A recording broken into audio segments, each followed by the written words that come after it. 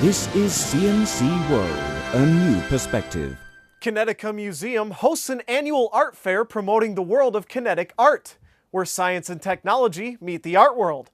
People are invited to interact with most of the artworks on display. These robot flowers respond to light and darkness just like the real thing. As your hand passes the light sensors, the petals unfurl, just as they would open to face the morning sun. This interactive piece is called Adaptive Bloom by kinetic artist Justin Godyer.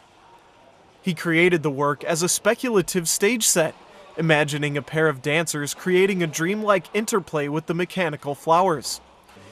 Diane Harris from the Kinetica Museum demonstrates the piece. So Justin Godyer's Adaptive Bloom is an interactive work, and it sets flowers in motion. So you are almost like, controlling the light and the dark, and, you become the sun and the night by your hand gesture. More than 30 works are being showcased at a private space in Shoreditch in East London, ahead of a fundraising dinner and auction on October 29th to raise funds for the Kinetica Museum, a non-profit organization. Presenting many high-tech interactive works, the Kinetica Art Fair returns to London this week, celebrating the artworks made by designers from all over the world. Many of the pieces in Kinetica invite audience participation, but some just make compulsive viewing. These microscopic magnetic mechanical works by Parisian artist Laurent Debreu seem to defy gravity. Beneath the surface, a spinning motorized magnet within a glass jar reveals the secret to the trick. The French kinetic artist is auctioning a set of 3 pieces. One even has a suitably Olympic theme for London's Games year. Tom Wilkinson's Light Wave ripples like lapping water, but is in fact the work of glass and gears. Wilkinson says crawling underneath his own work feels like being underwater, and he finds the experience soothing. Well, the piece does create calm. I definitely felt it myself, and I see it in other people.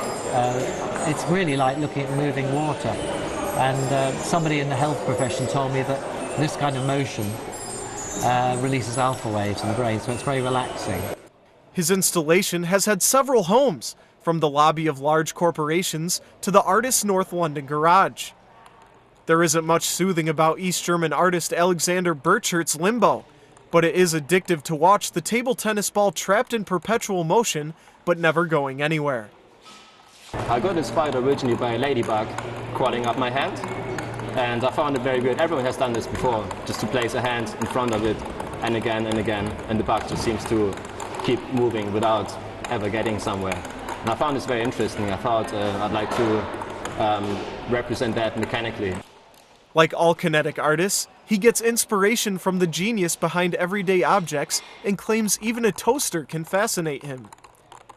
Ivan Black's ellipsoid sculpture requires a hands-on approach, as Tony Langford from Kinetica demonstrates. A handle from the artwork begs to be spun, and the result is mesmerizing.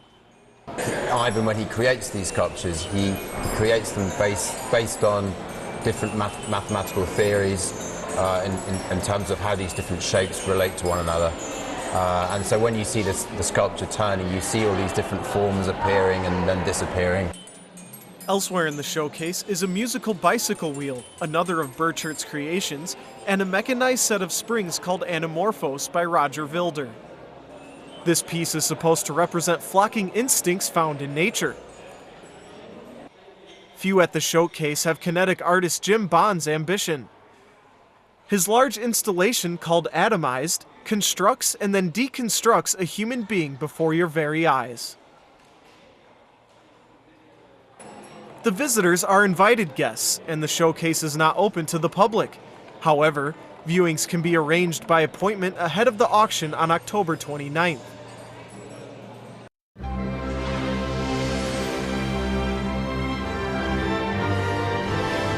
This is CMC World, a new perspective.